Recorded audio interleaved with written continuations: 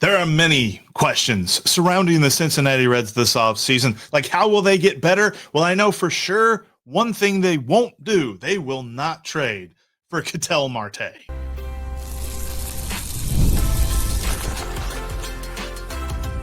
You are Locked On Reds, your daily Cincinnati Reds podcast, part of the Locked On Podcast Network, your team every day.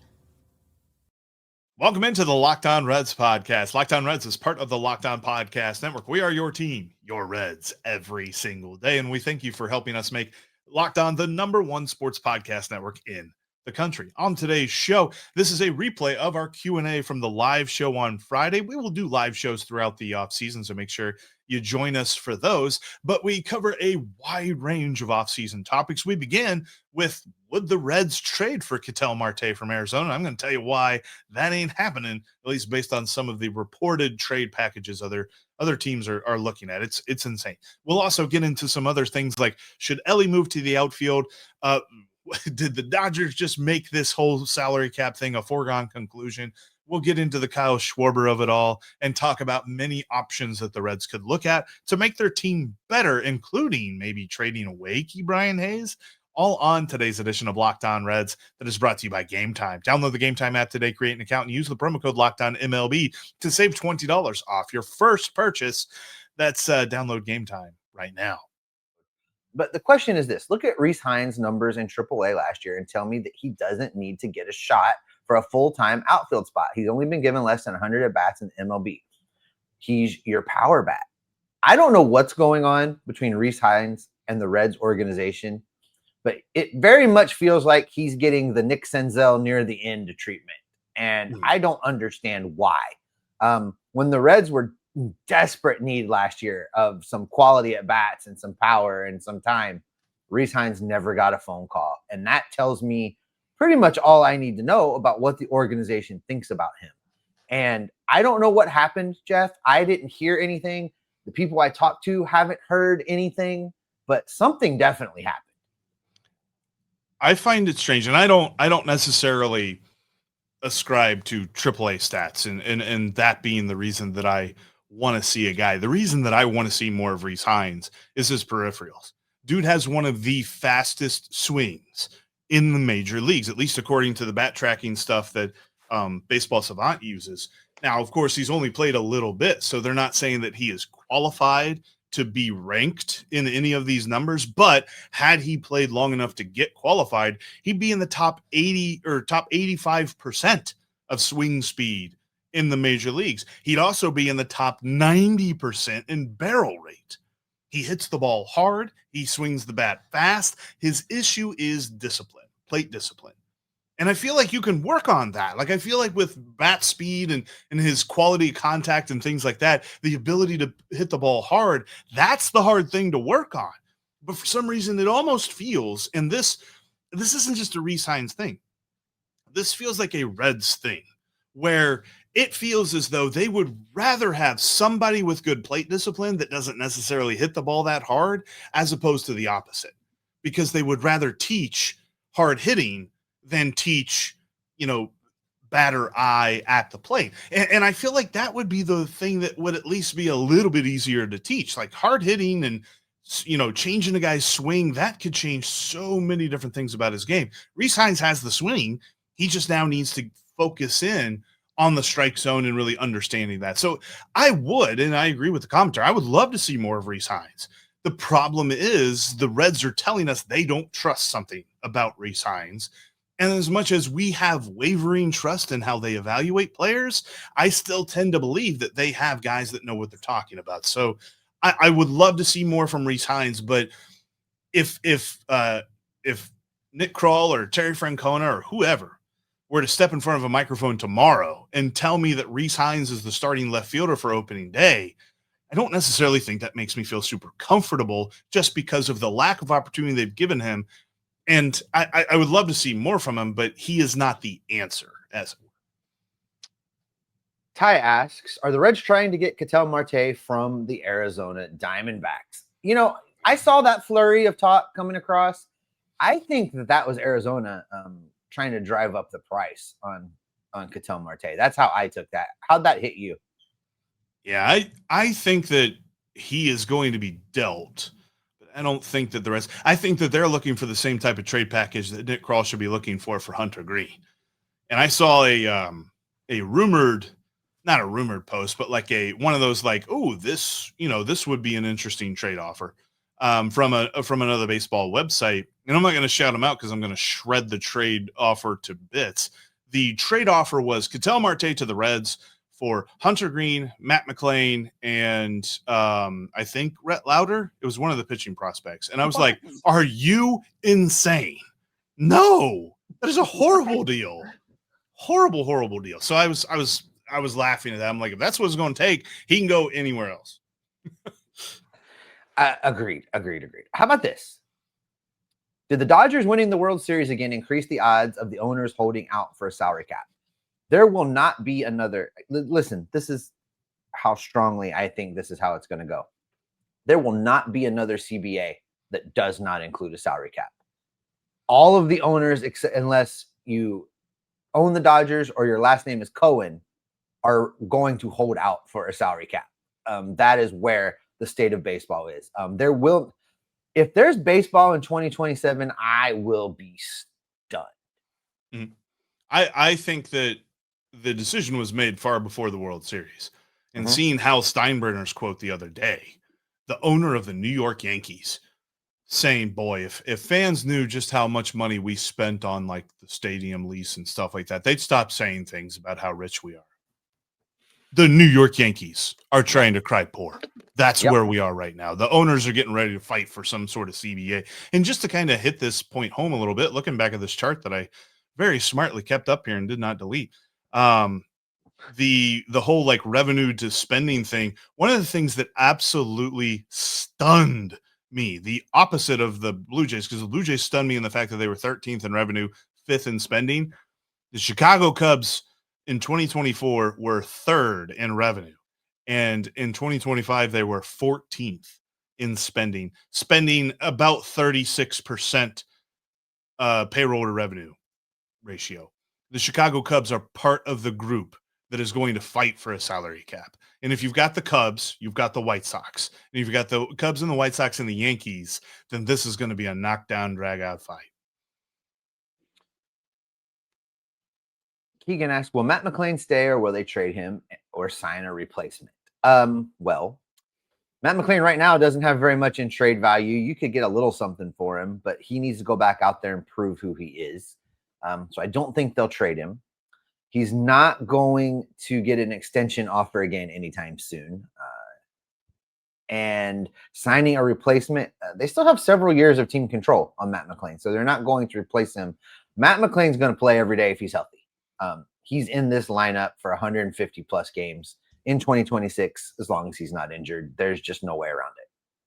I love seeing the Zips projection on him of being a 3-WAR player, because I think we would all sign up for that right now if we knew that he was a 3-WAR player next year. And I think that there's just something too, like you mentioned, him just going through the shoulder injury and all of that stuff, because it's 147 games of a 0-WAR season where he was 3.6 WAR in 89 games. And I want to highlight that because WAR is accumulative. It is not sample size based. So you have to have more games to have more WAR.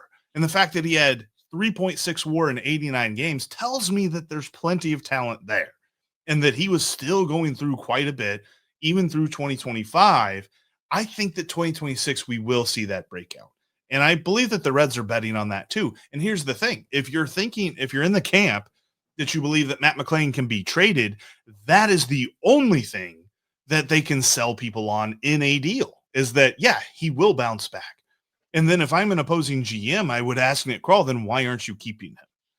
Because if that's what he's going to do, it's just a wait and see game. Baseball is such a long game type of thing when it comes to player performance and so many different variables with this game. Like, you cannot sit here and say we are out on Matt McLain right now and his entire career because of one season, because teams just don't do that unless that season is just absolutely god awful. And as much as we want to, as much as folks want to sensationalize the struggles that Matt McLain had in 2025, he was a replacement level player, but he was not a horrible, horrible player.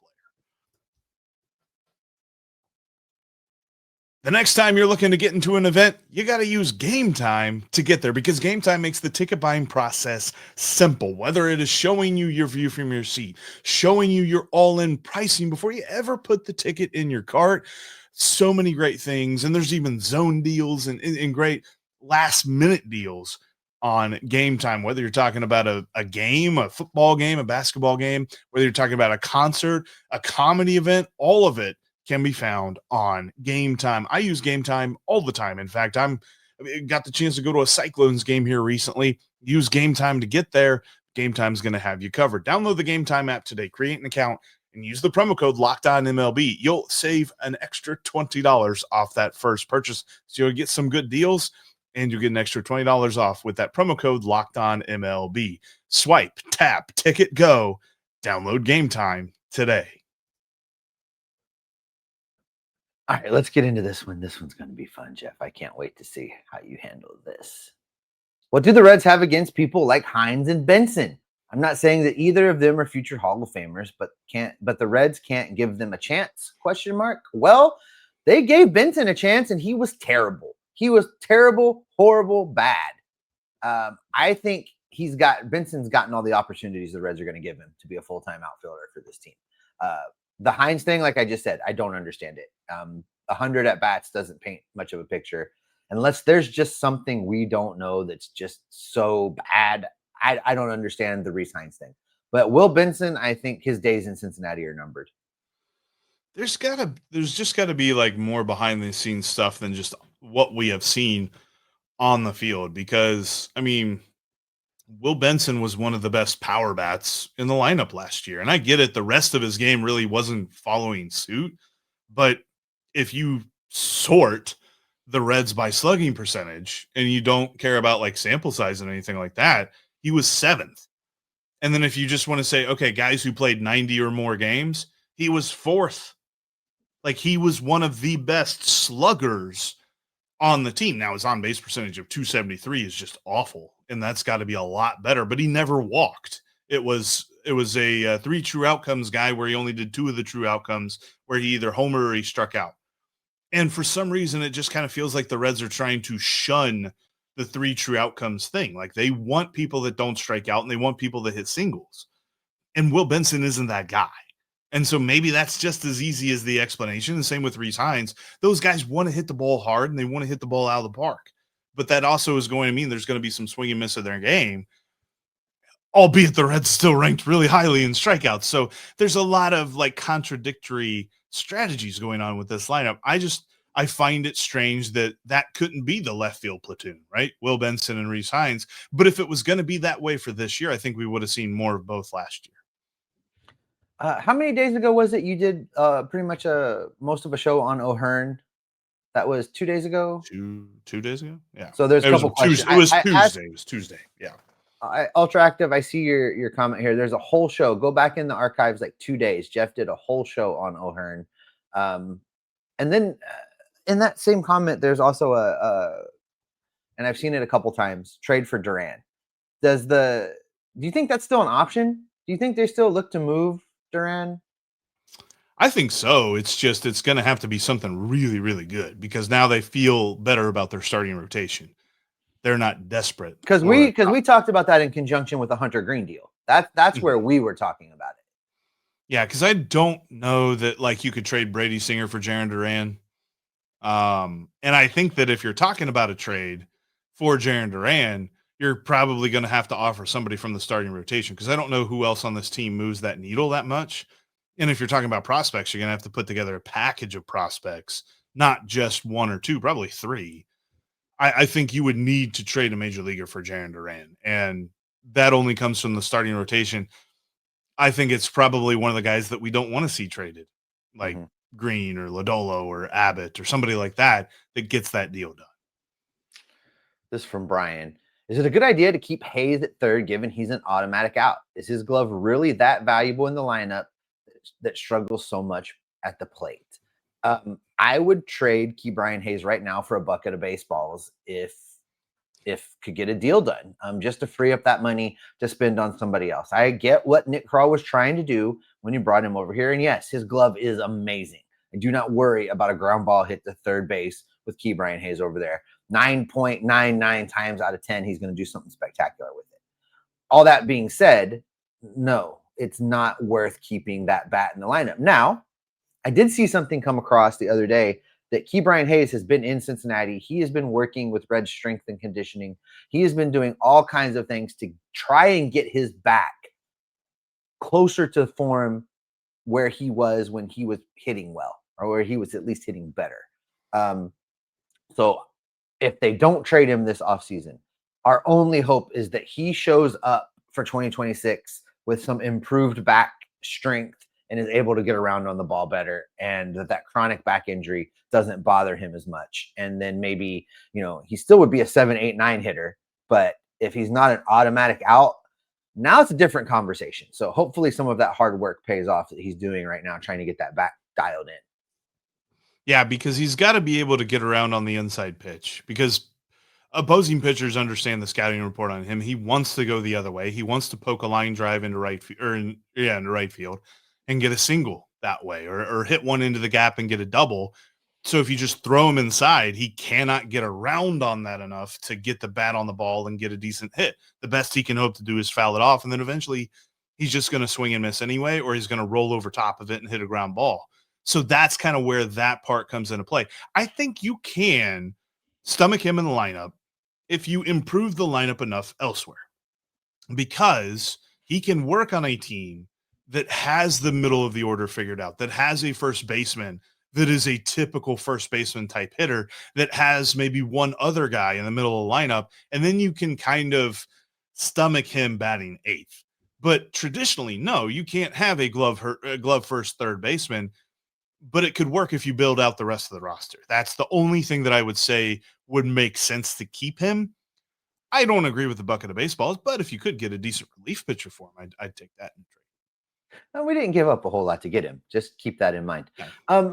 Interesting. There's a multi-comment thread developing here in the chat, Jeff, that's basically questioning, is KeyBrian Hayes taking away time and at-bats from Sal Stewart? You and I both think Sal Stewart is the first baseman on this team, not the third. Unless they make a move for a first baseman. Unless they go out and sign a first baseman. So I don't think one impacts the other. I think that the real question is, will Spencer Steer sees time at third base if Sal Stewart is playing at first base?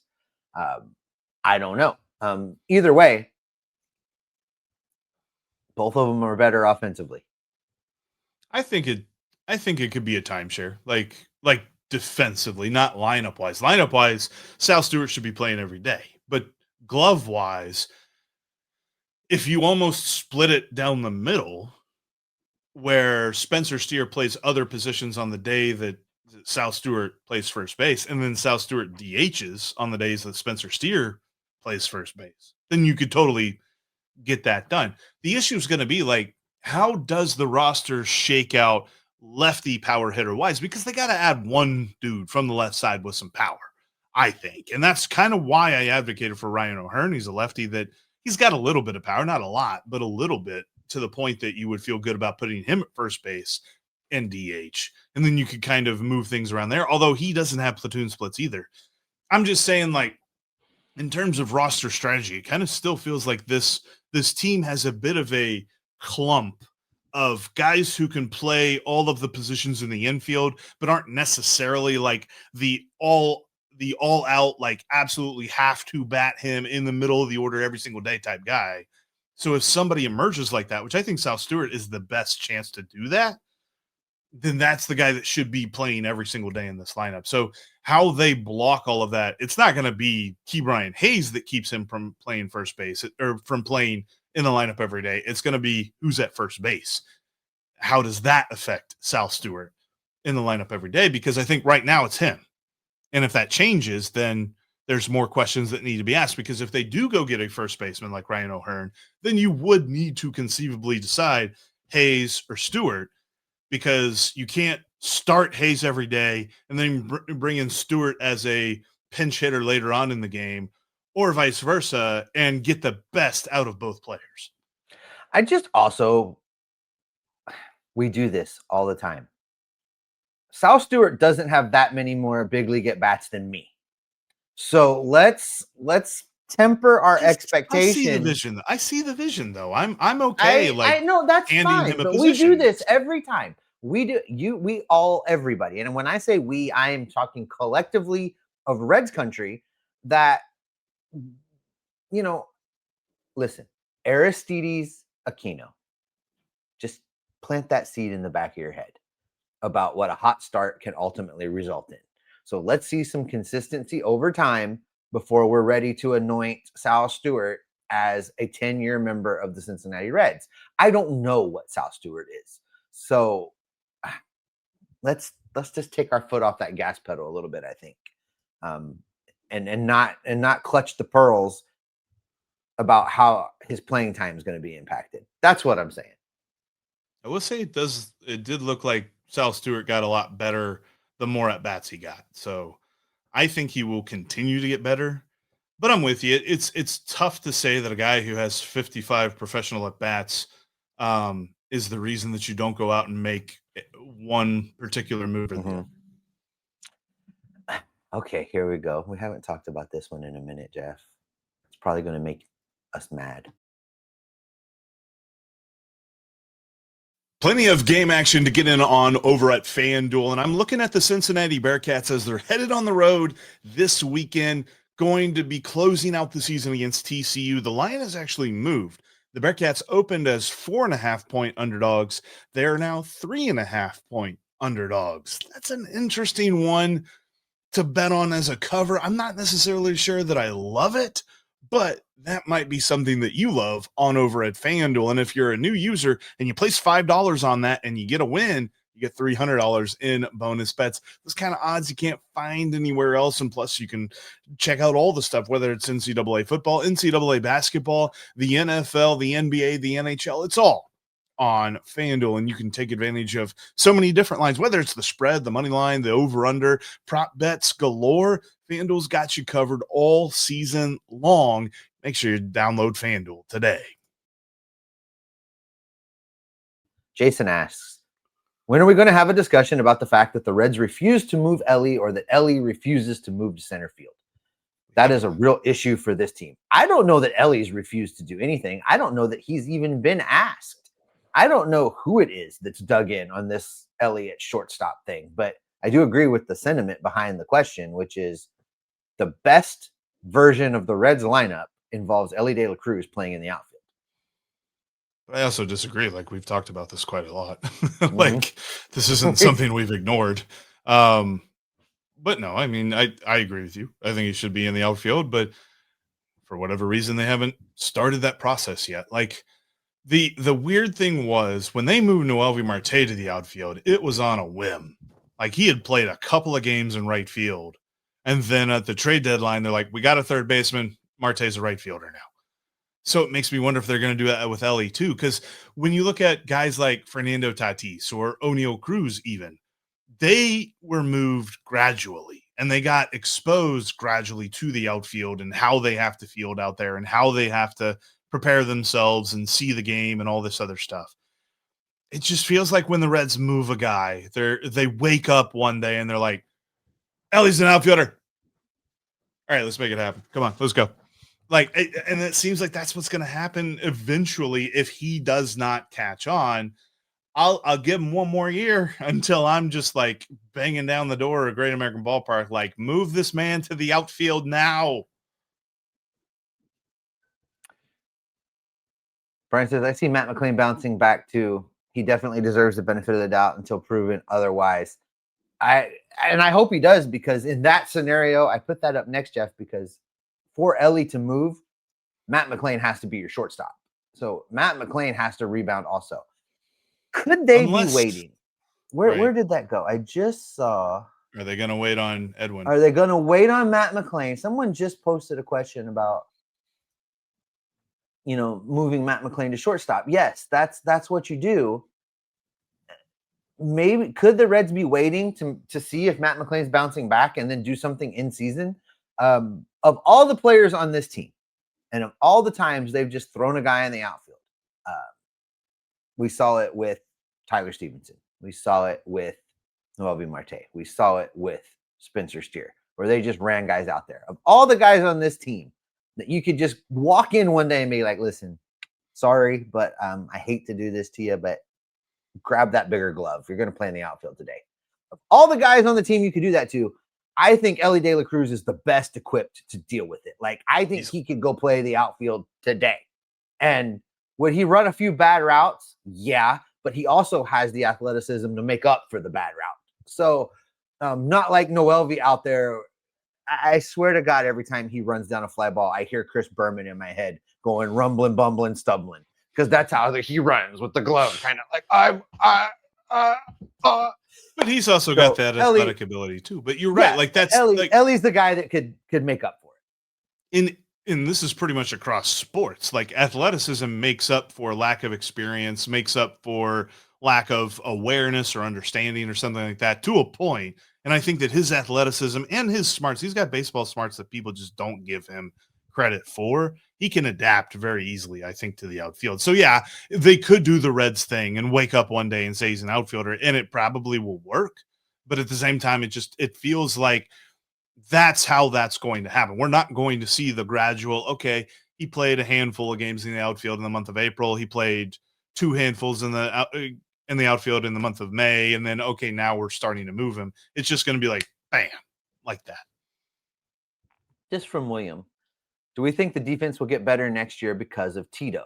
I will say this, Jeff. I had the opportunity the other day to talk to Eric Haas of the Milwaukee Brewers the other day. And he played for Tito for a period of time. And basically, in that conversation, just drilled in on not to underestimate the influence of Terry Francona. I think Terry's going to do a lot of things to get this team better. And, and Eric told me that Terry is definitely like the players manager. Guys want to play for him. Guys love playing for him. And some of what was wrong with the defense last year was Terry's fault, if we're being honest. But I think Terry will make corrections, and I think Terry will get things dialed in. Is the defense going to be better because of Terry? He's going to make changes. He's going to have influences. He's going to do things. The real answer to this is the defense is going to be better, yes, because Elly De La Cruz is a little bit embarrassed by how he performed in the field. And we've heard it's because of the injury. It's because of that. Elly will be better defensively in 2026, no matter where he plays. Number 2 is, we just talked about KeyBrian Hayes. Him being in this lineup makes the defense better. Third base is nailed down. It's going to look good out there. The outfield is still a question mark, but the infield defense of KeyBrian Hayes, Elly De La Cruz, Matt McLain, and whoever you put at first base is a pretty good defensive infield. So I think the defense is better in 2026. There's a fielding metric that Baseball Savant likes to use for teams and for players as well, but it's better used for teams, called fielding run value, and it takes everything into account, outs above average, all the other stuff. And in 2024, the Reds were third worst in the major leagues with negative 36 fielding runs. In 2025, they moved up 8 spots. They were 20th in Major League Baseball, but they moved up 28 fielding runs. They went from negative 36 to negative 8. So I've seen the step forward. I think they take another step forward this year, and I think that they will be better. Now, do I think that they're a top 10 fielding team? Top 10, maybe. Top 5, no. But as long as you're around that top 10 area and you've got the pitching that they've got, their run prevention is going to be fantastic. And so that's the thing that they are looking for with this team. And that's the reason that KeyBrian Hayes is on this team, because they looked at him and they looked at that position and they said, we've got nothing from the third base spot with a glove. Let's get him. And let's see if we can work the lineup around that at some point. I think the offseason is that point where they fix the lineup around him. We just got to see exactly how they're going to do it. And ultimately, I think it's all going to come together. I think that Tito definitely has a hand in that, but the change in talent, like playing like the last opening day, going into opening day, we were talking about third base being Noelvi Marte, Jeimer Candelario, and Santiago Espinal. we feel a lot better about that defensively going into next year. That's for sure. Oh, yeah. Because we don't have an 100%. Easter Island head sitting out at third base. But at the same time, want to see the lineup get a little bit better. But I think the defense will be better next year. Look at this, Jeff Carr. It is the return of the poofy-haired fancy boy. He says he saw us on X as Thanksgiving Day balloons made me laugh out loud. Rico Suave, if you're not following along on X, is the guy's handle that did that. And I almost like spit taked my coffee when I saw that morning. Yes, he'd used a generator to make Jeff and I both Macy's Thanksgiving Day balloon parade participants. It was hilarious. I had my Reds hat on and my UH Rainbow Warrior Aloha shirt, holding a Lone Star beer, which pretty much just encapsulates me, Jeff. It was 100% spot on.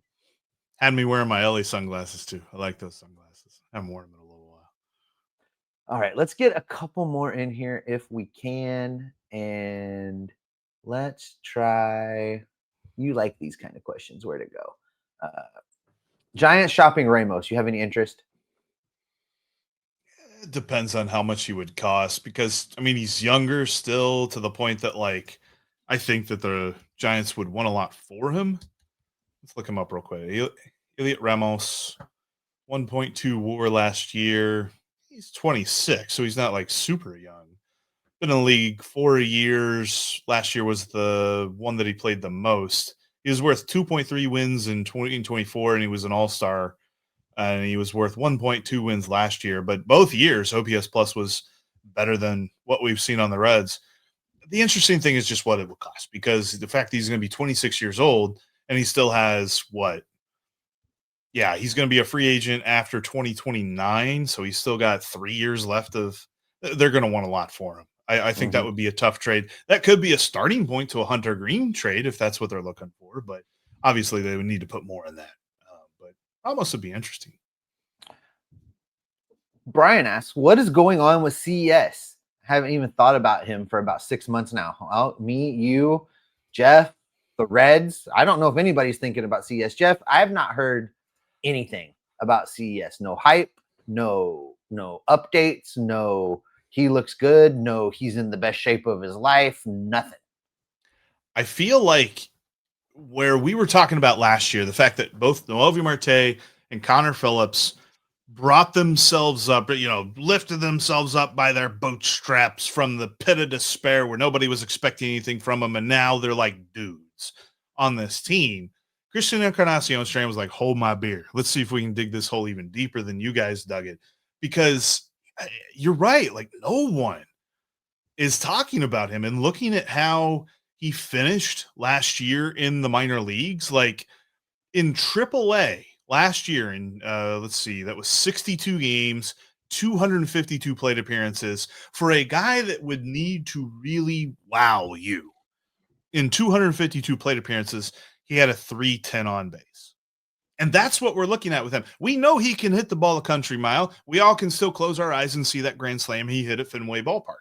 But at the same time, we know who he is. And that is a guy that swings at every stinking pitch that comes plateward, and he doesn't look at anything outside the zone.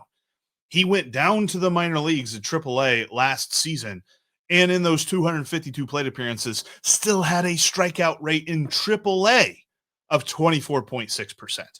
So we're still talking about a dude that swung and missed a lot.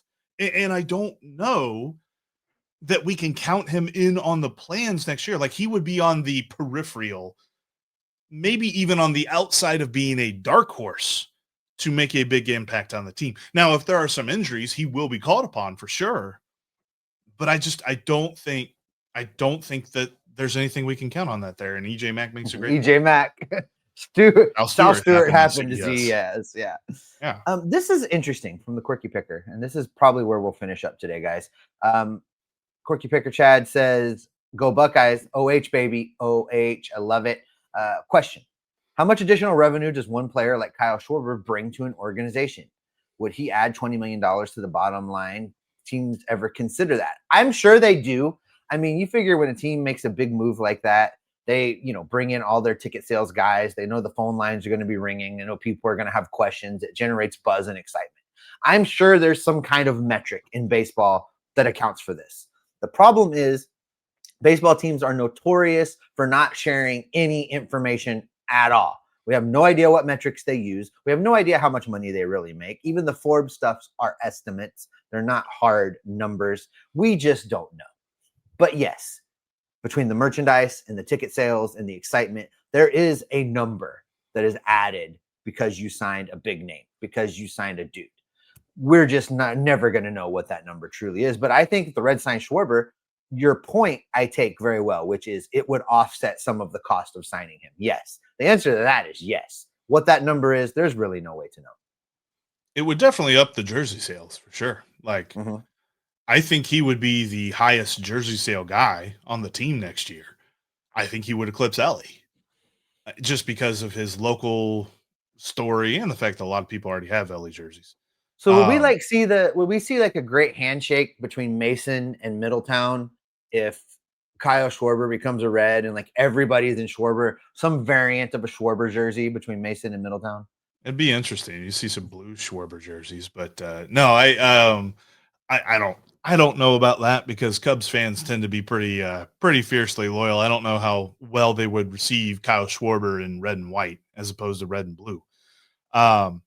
But no, I think that there would be some sort of not kickback. That makes it sound like it's not a good thing, but there would be some sort of revenue generation by signing Kyle Schwarber. I just don't think that the team sits there and says, yes, if we do this, that, and the other, we can like make this live up to the contract. They've got to look at the contract and say, does it bring us to the playoffs? Because the playoffs is what would offset different costs like that. And if you make a deep playoff run, that's really how things. Honestly, I think that's how the Blue Jays looked and said, yeah, we could afford Dylan Cease. We made it to the World Series last year and we went 7 games and made plenty of revenue. So I think that's still where the bulk of, making back the contract comes from. But sure, I mean, jersey sales will go through the roof for Kyle Schwarber. Right, absolutely. All right, Jeff, I think that is where we're going to wrap it up for today. Thanks, everybody, for this live edition of the Locked On Reds podcast here on Black Friday. We appreciate you being here. We will be back in your feeds next week. Actually, Jeff will be back in your feeds next week because I'm on vacation. We'll be back with you the rest of the offseason to keep you in the know with all of the news, the notes, the rumors, the informations, and the reports to keep you locked on Reds every single day. I was just thinking you need to travel more. So it's good that you're traveling more. OH, baby. OH.